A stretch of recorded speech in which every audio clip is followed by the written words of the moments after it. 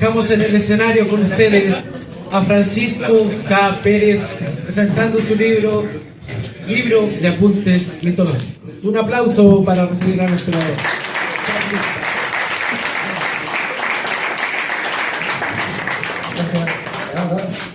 Muchas gracias, Efraín.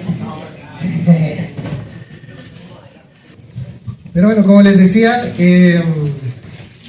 Chiloé Oculto me inspira mucho. Hablar con mis colegas, compartir investigaciones, las presentaciones que han estado durante todo el día han sido increíbles. Y parte de lo que hemos estado haciendo se compiló en este libro. De hecho, creo que es el libro más extenso que he podido escribir de momento. Y es un compilado de un montón de anécdotas.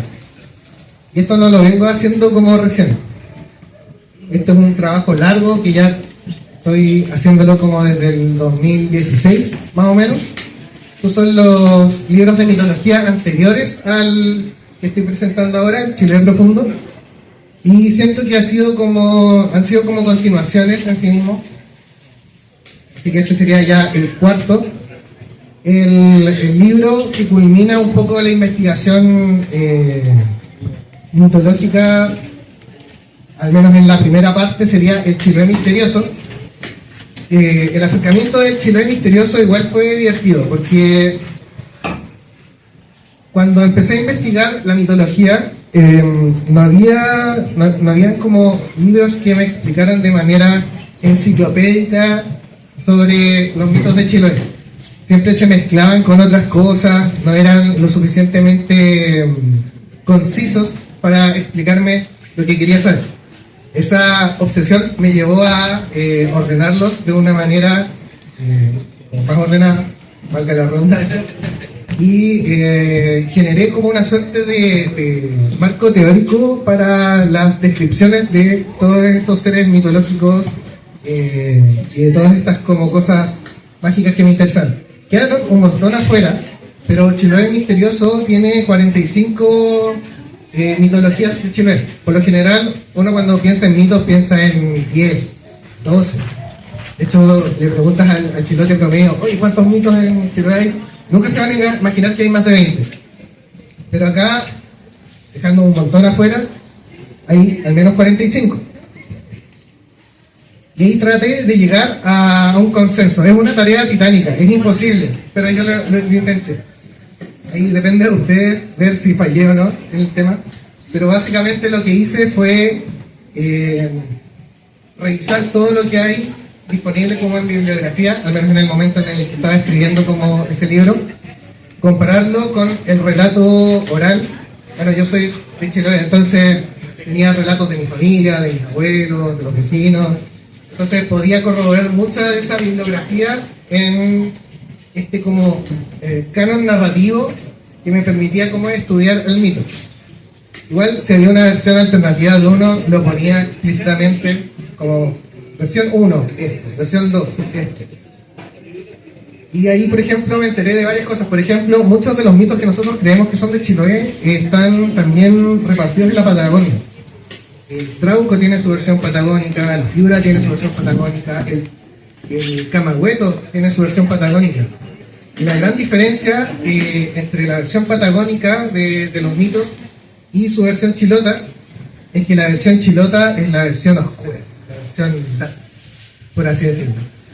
Por ejemplo, el Camagüeto chilote, que es la portada de este libro porque es uno de mis mitos favoritos, nace del cacho de Camagüeto. Es decir, que hubo un Camagüeto previo, es como un ciclo sin fin, una de Fénix. Nace el Camagüeto del cacho, empieza a rasgar toda la tierra, genera derrumbes, un montón de cosas, y en su desesperación rompe todo hasta llegar al mar, en donde se disuelve como espuma hasta que se vuelva a plantar el nuevo Camagüeto en este ciclo de despertar, desesperado en la vida, y morir. El Camagüeto patagónico es un pudú. Y es como un pudú del bosque, cuernado. Entonces igual hay como hartas diferencias como de energía narrativa, por así decirlo, entre el relato patagónico y el relato chilote. Y eso me llevó como a estudiar las diferentes versiones y me empecé a obsesionar como con los misterios chilotes, básicamente. En el Chiloé misterioso me di el trabajo de hacerlo todo como en búsqueda de este como canon enciclopédico, pero sin yo poner opiniones. Eso fue algo como que me opinaron mucho. Me dijeron, oye Francisco, tú acá no estás como compilando como lo que los demás dicen sobre esto, pero no lo que tú dices. Y yo le decía, exacto, eso es, de eso se trata el Chiloé misterioso. Pero ahí quedaron un montón de cosas en tintero, y de ahí salió el Chiloé profundo, que siento yo que es como el tomo 2 del Chiloé misterioso, porque acá hablo yo. Entonces todo lo que no dije en el Chiloé misterioso está en el Chiloé profundo. Acá están todas las teorías, especulaciones e investigaciones a medio hacer que he podido pillar en relación a un montón de cosas. Me di todas las libertades de jugar a ser Indiana Jones y buscar las verdades de diferentes misterios chilotes. De hecho, los temas son varios. Como dice el título, son apuntes de mitología, es decir, son pequeñas reflexiones que hice en torno a un misterio.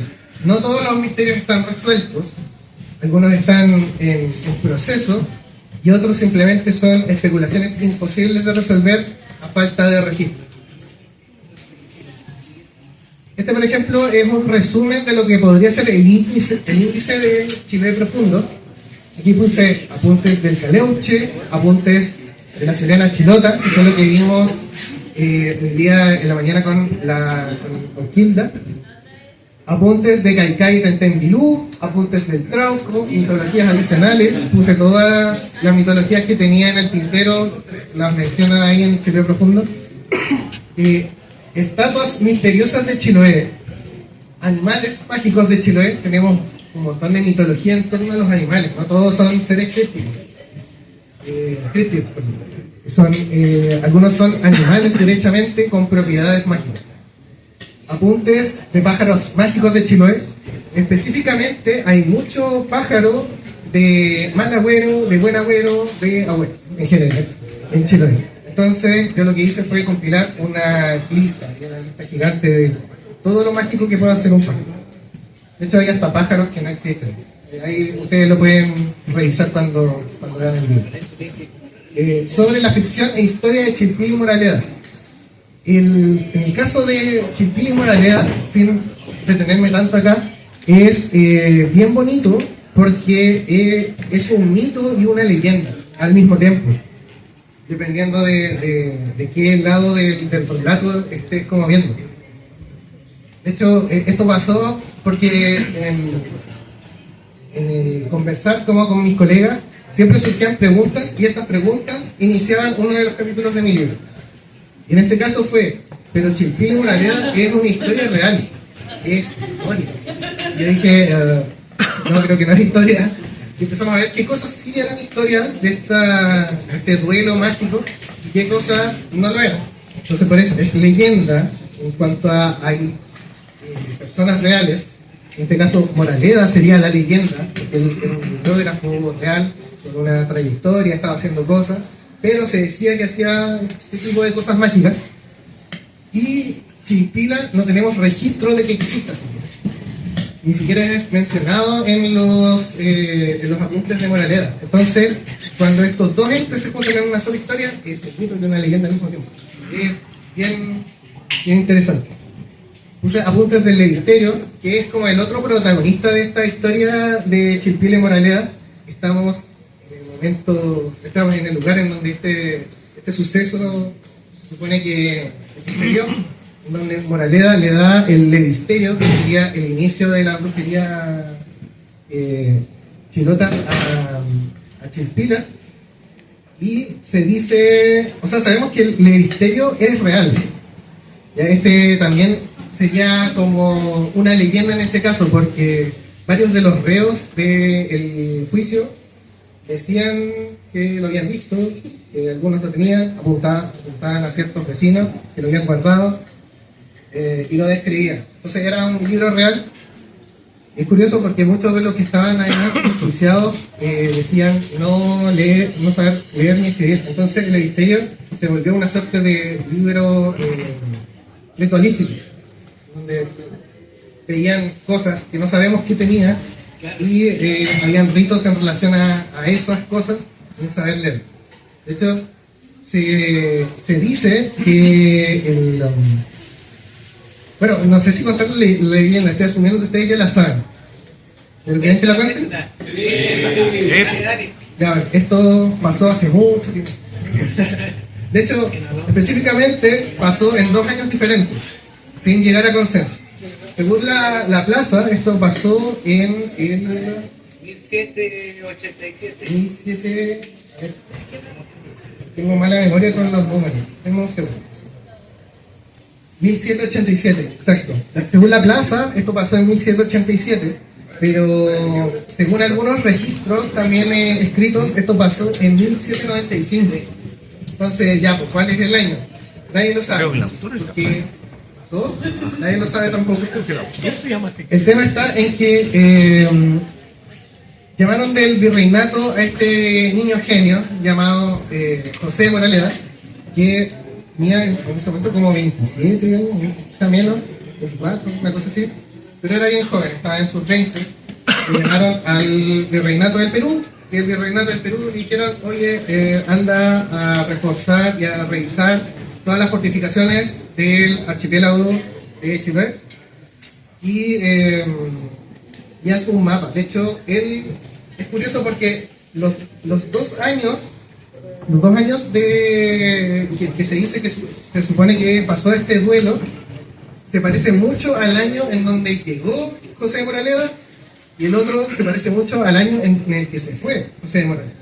Entonces puede que tenga que ver con eso, y de hecho ambas teorías están en este libro, así que no las voy a parafrasear un poco, pero si quieren irse al detalle, acá está las descripciones como más bibliográficas. Pero el tema está en que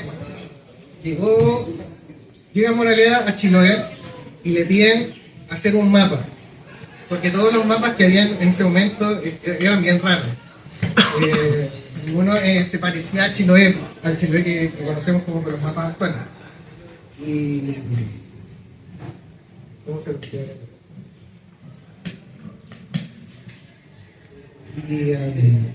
Su misión cuando llegó era hacer toda la parte como derecha de Chiloé, viéndolo como desde el mapa mundial actual. Un viaje que se demoró casi un semestre y se terminó durando todo un año. Terminó en diciembre de ese año que él llegó en Ancud. La cosa es que como él era un niño genio, llegó acá y era como bien respetado. De hecho, tenemos el registro de sus diarios y por eso sabemos que él era seco en lo que hacía. Él pudo armar como en súper poco tiempo como un diagnóstico de todos los fuertes, baterías que habían acá. Hizo el mapa, dibujaba hermoso. Y bueno, y él era muy pesado. José de Moraleda odiaba a todos. No sé si han leído sus diarios, pero se notaba que él se creía el cuento. Porque no le gustaban sus colegas españoles, sentía que los indígenas chilotes eran flojos. Se quejaba cada 2 líneas, básicamente. Y haciendo como esta escala de norte a sur, porque él llegó a Ancud primero, empezó a bajar a Chiloé mientras iba dibujando. Se supone que ahí llegó a Tenaún. Estaba acá afuera, como no necesitan imaginárselo, para que vean. Llegó acá a Tenaún y por razones que no sabemos, son parte como del relato, él necesitaba gente para llevar a España, lo cual también como que se contradice porque en realidad después él se volvió a Ancud y se quedó ahí por harto rato. Pero el relato dice así, que él vino a reclutar gente que necesitaba ayuda. Puede que haya sido parte de la barrera del idioma, porque se dice que en ese momento casi todos acá hablaban beliche, que era como el idioma, como el mapudungún, como de acá, por así decirlo, y lo hablaban tanto los indígenas como los mestizos, como los españoles que ya estaban viviendo acá. Casi nadie hablaba español. Entonces le costaba un mundo poder expresarse, por eso quizás se desquitaba en sus dientes. La cosa es que llega acá y nadie lo pesca, no quieren irse con él. Entonces, ¿qué es lo que hace él? Empieza a hacer una demostración de magia. Se hace teriemorfismo, que es como esta habilidad que tienen los brujos de convertirse en animales. Se convierte en un animal. No me acuerdo qué más hacía. Era como que hacía varias proezas mágicas, básicamente. Y nadie queda impactado. Él queda de brazos cruzados, que por qué no se sorprende. Y los habitantes de Tanaún dicen que nosotros ya conocemos a alguien que hace lo mismo. Y trajeron a esta señora que justo estaba haciendo diligencias acá, que era de Quetalco, llamada Chilpi. Y la Chilpila era una macha. Bueno, también podría decirse que era una maestra de paz, que es como como el cargo que tienen acá como los huillos. Y ella también sabía hacer magia, entonces como que Moralea dijo, a ver, haz tu magia, y empieza a hacer teriemorfia. Y ahí empieza el mítico duelo. Ella se transforma en algo, él se transforma en otra cosa, y empiezan a batirse como en un duelo de demostración de sus artes oscuras. La Chilpila, en un último acto, retrae las aguas, dejando encallado el barco de Moralea. Ahí es cuando Moralea dice, wow, yo esto no puedo igualarlo. Y gana Chilpila. Y Moralea, en un gesto de ser vencido, le da uno de sus libros. Ese libro era el llamado El Levisterio. Ahora, ¿qué tenía ese libro? Según los brujos que fueron escuchados en el curso, eran artes oscuras europeas. La Chilpila toma el Levisterio y se lo lleva, siendo así la génesis de lo que podríamos entender como la recta provincia. Eso es lo que pasó aquí en Tanaún. Ese es el ambiente que hay acá. Ahora, de esta historia podemos decir que ciertas cosas son reales. Se supone que la Machi se lleva este libro, este grimorio europeo, y lo mezcla con sus saberes chilotes, y esta mezcolanza, este mestizaje, una vez más el mestizaje es importante acá en Chiloé, genera algo nuevo que sería esta magia de la recta provincia. Durante el juicio de los brujos de Chiloé se describen varias prácticas como de alquimia, varias prácticas como de hechicería. Y muchas de ellas tienen que ver como con la mezcla de ambas cosas. Por ejemplo, había una persona que hablaba sobre el besoar, no sé si saben lo que es eso. Pero el besoar básicamente le decían la piedra zar, pero es una piedra como de alquimia que se genera se genera dentro de las tripas de un animal, porque básicamente le haces como un cálculo al animal y esa es una piedra de poder. Pero ¿por qué un viejo de Chiloé sabía sobre los besoares? Hay harta alquimia en Chiloé que no ha sido estudiada. Hay alquimia, por ejemplo, en la noche de San Juan, que fue la que mencionamos en otra presentación. Hay como pocos registros de herramientas que te servían para buscar tesoros. Y para poder usarlas tenías que rellenarlas de mercurio. Y no era que el mercurio atrajera como los tesoros así de manera magnética, sino, esto lo hablamos como con el Brian, el mercurio tiene que ver porque está más cercano al sol, y el sol es el oro.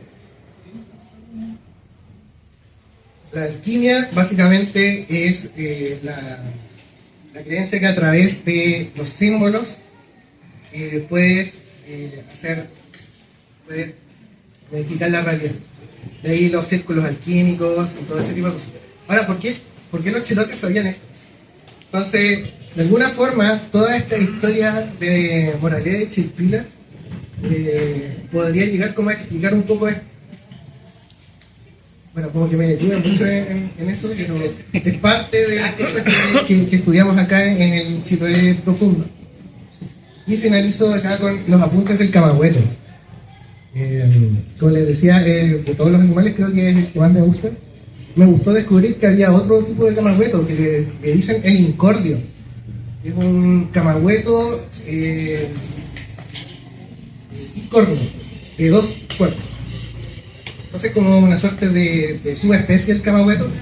Y así hay un montón como de misterios que empecé como de alguna forma a seguir de manera obsesiva hasta llegar como un poco a estas respuestas. Bueno, ustedes lo vieron cuando presentamos la Uquilda, y así fue con un montón de cosas. De hecho, uno de los motivos como de esta investigación como que más me gustó fue ver que estamos viviendo ciertos relatos en paralelo. Hay 2 relatos de lo mismo al mismo tiempo. Por ejemplo, ¿sabían que hay 2 caleuches al mismo tiempo? Y no me refiero a la flota de barcos malditos, porque eso ya igual son varios. Hay varios barcos malditos en Chile, no solo el caleuche. Pero me refiero en relato. Igual es interesante, por ejemplo, el caleuche como relato, cuando tu abuelo, tu familiar te dice que vive el caleuche, por lo general es un buque brillante, blanco, lo describen con velas rojas, con música bonita, siempre lo describen así, no sabemos qué género de música es, pero es interpretado como bonito. De hecho hay gente que se tapa los oídos para no escuchar la música porque dicen que es hipnotizante. De hecho, también la gente cuando ve esta aberración aparecer por estos canales oscuros, porque estas apariciones son cuando en la noche, cuando el agua está totalmente en penumbra. Es como este barco blanco luminoso lleno de música, tratan las personas de esconderse. Eso es como lo que se repite en casi todos los relatos, porque si tú ves al caleuche te ve a ti. Pasa de que ese es como el relato chilote común. Todos los chilotes te van a caer siempre como en ciertas cosas que se repiten, pero contradice totalmente a cómo visualmente vemos el caleuche. Ustedes ven las artesanías del caleuche, las ilustraciones del caleuche, siempre es un buque fantasma, con velas negras, velas rasgadas, y es como nada que ver a lo que describen los chilotes. Entonces, ¿por qué hay 2 caleuches diferentes? De hecho, el caleuche visual, el que viene como de la representación visual, es más parecido a lo que conocemos como el holandés errante, que es este mito holandés de un barco fantasma maldito. Entonces tenemos 2 versiones del mismo mito en paralelo dentro de nuestra cultura chilota, y así con un montón de otros. Otro ejemplo que les puedo dar es el trauco. De hecho, el trauco ni siquiera tiene 2, tiene 3 versiones en paralelo, y muchas veces no nos damos cuenta. Por ejemplo, cuando le hablo de trauco, por lo general uno se imagina como ser horrible que busca a las mujeres para hacerles cosas. Ese es como, a grandes rasgos, como la visión que podría ser más popular del trauco. Pero también dentro de la cultura huilliche es conocido como el chauco, que sería como este bien, como espíritu del agua que guarda los bosques, que se le respeta y que no tiene nada que ver como con esta violencia de la otra versión. De hecho, el chauco como versión ya como más espiritual y protectora de las aguas, tiene otro nombre. Bueno, el trauco tiene muchos nombres, pero el que se asocia a esa versión específica del trauco es el pompón de monte. No sé si lo han escuchado. Le dicen literal pompón de monte. Ustedes saben que el pompón son los humedales, las turberas. La las plantas de alguna forma que ayudan como a mantener el agua en la tierra. Entonces igual es como interesante porque hay un relato, de hecho creo que lo mencioné cuando estábamos hablando de la Auquilda, hay un relato que dice que el trauco es el hijo primogénito de Calcaya, antes de la Auquilda. Entonces igual es como interesante porque no tendría ningún sentido, excepto si tomas la versión del Chavo, la versión del Pompón de Monte, que significa que es un guardián de las aguas en la tierra, un poco como lo que decíamos con el Daniel Bernal. Son estos como infiltrados de Calcay Vilú que tienen como agenda dentro de la tierra. Así que bueno, interesante. De hecho, quería mencionar los nombres del trauco porque muchas veces como que no sé bien, pero el trauco es conocido como trauco, chauco, trauco, pichuala, huenche, pompón de monte, huello, huelle, hueñe, cusme, torcido, diantres, triacuco o trecauco. Todas esas son versiones en paralelo del trauco. Son muchos. Y muchas veces tienen como características diferentes. Dentro de la investigación pudimos ver de que hay un trauco en Galicia. Le dicen el trasno. El trasno es igual al trauco. Es como en relato. De hecho, el Brian nos contaba en la noche de San Juan de que hay un dicho que está allá que es hijo de trasno, que es exactamente igual como nosotros nos referimos al hijo de trauco, que serían como estos hijos no reconocidos. Entonces, se podría decir que hubo una suerte de transculturalización ahí, al igual como podemos verlo en el traje del trauco. Ustedes saben que el traje del trauco es de Quilineja, con este sombrero cónico, pero ese no es un traje chinote, es un traje de Galicia también. En Galicia hay capas de como de paja, por así decirlo, no es Quilineja propiamente tal, sino es como fibras vegetales de allá, pero son pistas de una transculturalización que se hizo. Entonces, no estoy llegando a ninguna conclusión, solamente estoy dando como datos de que muchas veces un mito no es tan superficial como uno podría decirlo, y eso va para todo. El Caleuche podríamos asociarlo con que es el terror holandés, que está asociado como a los holandeses. La Sirena, Caicay, todos tienen como una segunda capa de investigación que podríamos llegar como a sacar como conclusiones igual divertidas. Les quería contar también, por ejemplo, uno de los misterios, esto para mí es una obsesión, es como que fue un hiperfoco que tuve de llegar como a las verdades de ciertos misterios. Como les decía, estoy jugando aquí a Indiana Jones a buscar esto y llevarlo a un museo. Eso para mí es lo ideal. La estatuita de Kemchi, este es uno de los misterios que están acá descritos en el libro, y partió por una sola publicación. Nadie jamás habló de esta publicación y está incluso en internet. Hay un naturalista del 1930 que se llamaba Aurelio Lucer, que de hecho describió como varias plantas. Es reconocido, tiene en su Wikipedia, por así decirlo, es reconocido por haber descrito varias plantas en Chile, como por primera vez. Y él en ese momento era el curador del Museo de Historia Nacional. Y él, junto con otras personas, hacían una revista, en donde hablaban como de diferentes cosas del museo. Y esta revista la publicó en 1932, en donde mostraba esa imagen en específico, la de la izquierda. Y decía, estatuita de Kemchi. Y decía, me llegó esto hace 3 años. Y no sabemos de dónde es ni por qué estaba en Kemchi. Lo trajeron de Chiloé, lo donó una familia chilota, lo tenemos acá en el museo. podemos ver de que sus rasgos no son los que podemos reconocer de los pueblos de allá, no se parecen mucho a los mapuches. Es un misterio total. Y lo deja ahí. O sea, igual es más largo, le estoy parafraseándolo, pero básicamente es eso, como que lo deja así como, bueno, algún día sabremos sobre este estado. Y hoy, y de hecho está como la fotocopia en internet, yo como que leí eso y me obsesioné. Y empecé a hablar con los curadores del Museo de Historia Natural para que me digan dónde está. Como, esto estaba en 1929 en su museo, ¿dónde está? Y no tenía ni idea. Y empezaron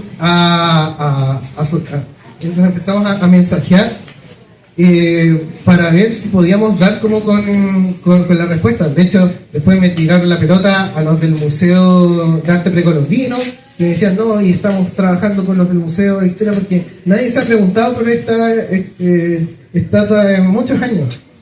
Y otros decían como, bueno, intentamos buscarla para incluirla en colecciones, y nadie se hacía cargo. De hecho, esto fue recurrente en muchos misterios dentro del Chiloé profundo. Tengo un agradecimiento específico en la parte de atrás a todos los curadores de todos los museos en donde llevé como estas investigaciones, por así decirlo, para preguntarles por qué no saben nada de esto.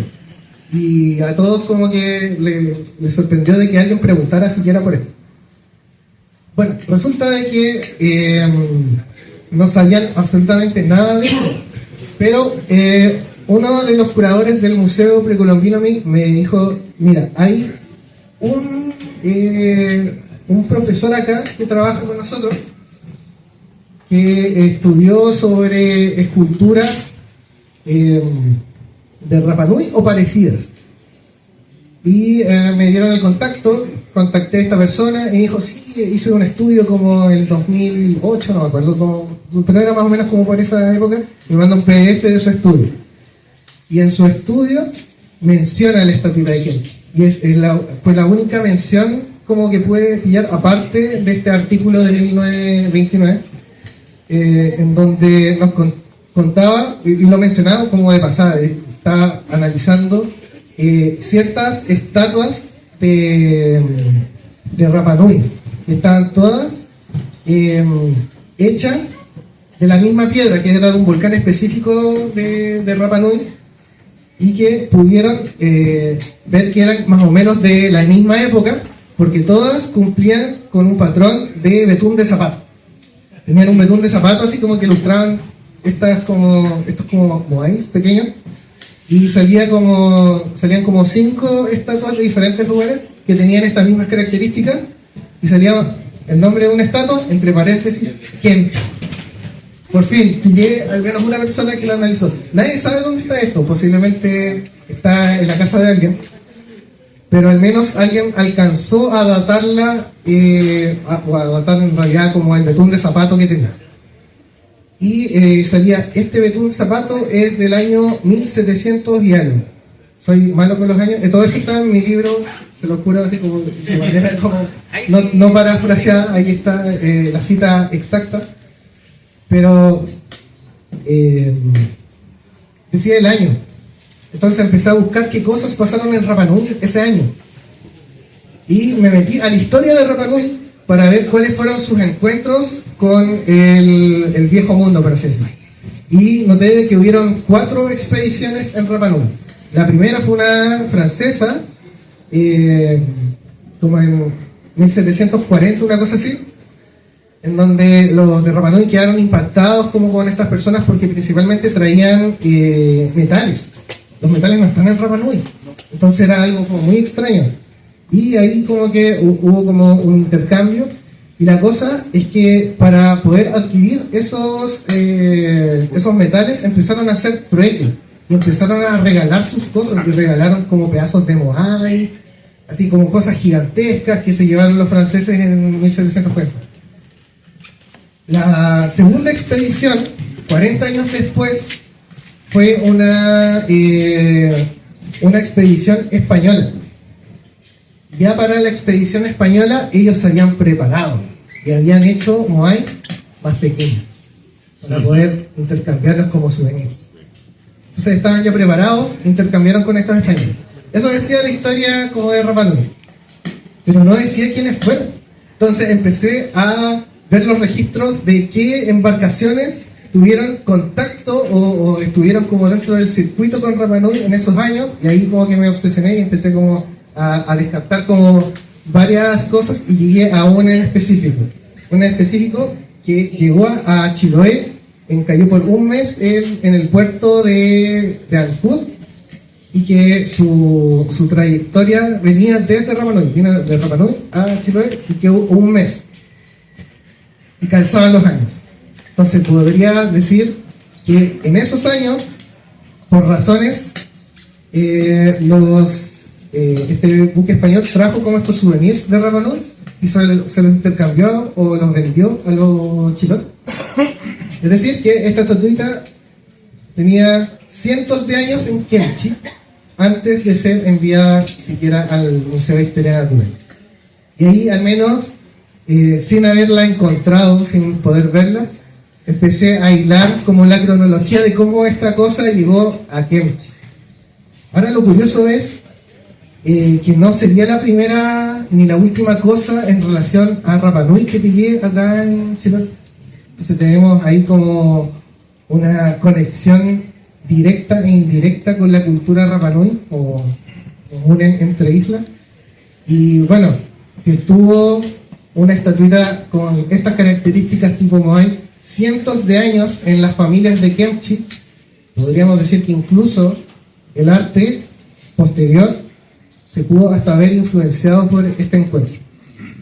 Entonces ahí da como para más estudios. Esto como que no se ha terminado, puedo seguirme obsesionando aún más. Esto es lo que les contaba. ¿Qué tamaño tiene eso? ¿Qué tamaño? ¿No sabrá? No me acuerdo, pero era pequeña. Eran como unos centímetros, pero era transportable. Por eso posiblemente alguien ahí se desaparece. Bueno, el tema de los tres traucos, bueno, ya lo expliqué, me adelanté como a esta diapositiva. Pero esta, por ejemplo, es una representación de un paseo mitológico que está en Milán, en donde sale la descripción del Chauco. Toda la descripción es como guardián de las aguas, protector del bosque, absolutamente nada que ver a lo que podríamos asociar como al Trauco de otra forma, dando a entender de que no estamos hablando del mismo Trauco. Y yo creo que va a ser el último misterio que les voy a contar. Como les decía, hay un montón en mi libro, todos llevan a diferentes conclusiones, pero si les contara a todos, no tendríamos tarde. Así que para que esto no sea tanto de infodumping para ustedes, les voy a contar solamente esto. El misterioso mural de Auquilda. Bueno, ya conocen la Auquilda, es la que está allá. Es la sirena chilota. Es como esta interpretación que le dimos de este mito olvidado, en donde a la sirena chilota le decían Auquilda. Y era algo que se había olvidado con el tiempo. Y bueno, gracias a los amigos de Bruja Chilota que están allá, pudimos llegar como una suerte de conclusión con el misterio de este mural. Resulta de que la primera pista que nosotros supimos de que Auquilda efectivamente era un nombre tradicional fue de que existieran unos moteles llamados Auquilda. Moteles entendiéndose como centro cultural de la época, no como un motel de ahora. Se supone que estos moteles eran temáticos. Las salas tenían nombres mitológicos, había arte mitológico por todos lados y había un mural que se supone tenía seres mitológicos. No había ningún registro de ese mural, no se existía nada, y esto se supone que se demolió más o menos como el 2004. Diego, ¿tú puedes corroborarme eso? Fue como el 2004, ¿no? Sí. Bueno, y resulta de que en la búsqueda de saber qué era Auquilda para Chiloé, empezamos a buscar registros de este mural.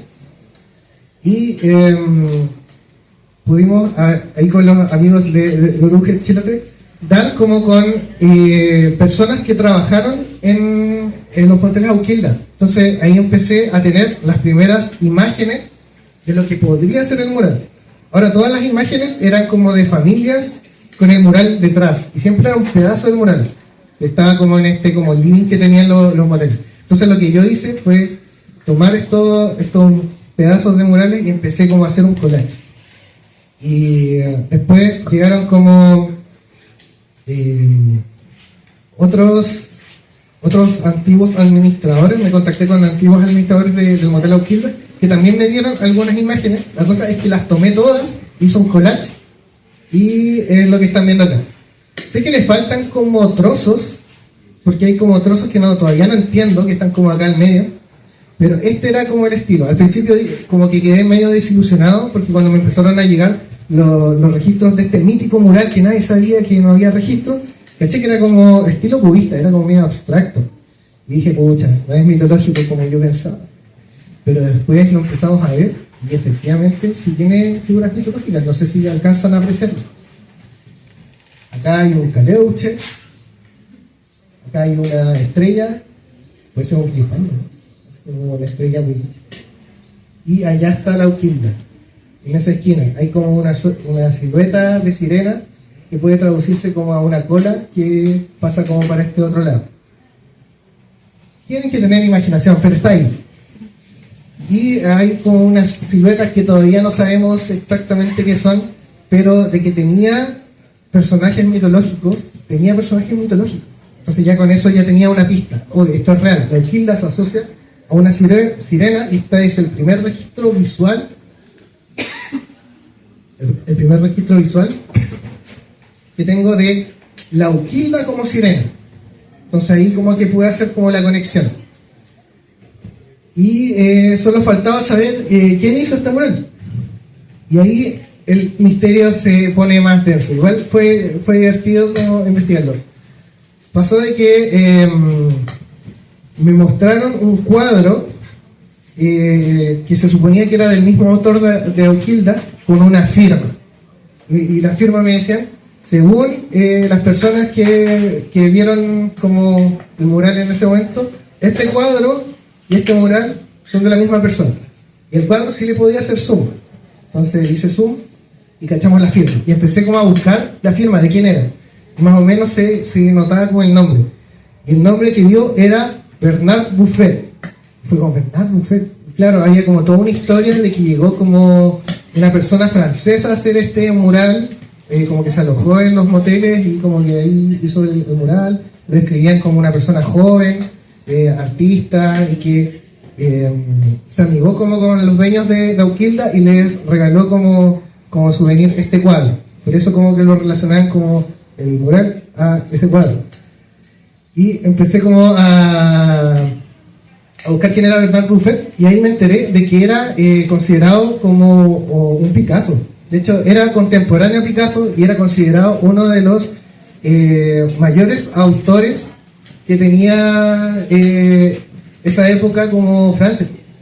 Entonces, bueno, ustedes, creo que no lo dije, pero yo soy también artista visual. Tengo estudios en el tema. Entonces, cuando me enteré de esto, mi corazón de artista visual se rompió, porque significaba que esta conexión podría haber sido una de las pinturas más importantes de Francia de ese siglo, que se asociaba directamente con Chiloé y fue destruida en una demolición. Y nadie jamás la registró. Entonces yo decía, no, esto no puede ser. Busqué quién era Bernard Buffet, era famoso y tenía un museo. Tenía un museo en Shizuoka, en Japón. Y justo tenía una amiga que estaba en Japón, así que empezamos a hacer las cosas. Tenía una corresponsal. Es como, oye, ¿está cerca de tu casa? No, está como a 4 horas, ya, pero tienes que ir. Yo empecé como ahí a intentar buscar como información. Me mensajé con los curadores de ese museo y dijeron, no puedo creer que haya un cuadro, o sea, un mural de Bernard Buffet que nosotros no teníamos registro en Chiloé. Entonces se contactaron con los familiares de Bernard Buffet, que eran parte como de la curatoría del Museo de Londres, y empezamos a hacer todo un intercambio de mensajes entre Japón, Londres y Chiloé, para intentar dar con que efectivamente este mural era de Bernard Buffet. Pasaron meses, pero al final, entre varias como archivos de curatoría, y bueno, y el mural de a poco se iba como mejorando porque iba recibiendo como más fotos, llegaron a la conclusión que no tenían el registro de que Bernard Buffet haya pisado siquiera Chile, y de momento como que la evidencia era inconclusa, así que podían decir que no era de Bernard Buffet. Y como, no, entonces ¿quién es esta persona? Y después salió otra teoría de que era Henry Wilsua, que es un pintor acuarelista famoso también chileno que nació en Puerto Montt, así que ya está como más cercano a Chiloé. Contactó a su hija, estuvimos ahí analizando la obra. No era de su papá fallecido. Estuvimos ahí como revisando. Y así empecé como a ver a diferentes personas como para llegar al autor de este mural y por qué se asoció como la Auquilda. Tenía un montón de preguntas. Al final, después de toda esta vuelta entre Japón, Castro, Auquilda y toda esta obsesión que me dio, llegamos a la conclusión de que no sabemos quién es. Y a ninguna conclusión de su autoría, pero no es el final, sino que es el viaje. Y estuvimos analizando un montón de cosas y esto me llevó también a empezar a hacer un estudio de la historia del arte mitológico en Chiloé. Entonces ya tengo una nueva obsesión para el siguiente libro y vamos a estar siguiéndole la pista al mural Auquilda y a todos estos misterios chilotes que si nadie los ve, nadie los va a investigar, no le van a importar. Entonces nuestra labor que nos importe como que nos importen estos datos que parecen a veces pequeños, pero se convierten en grandes misterios. Son muchos los misterios en Chiloé y pocos los libros. Muchas gracias.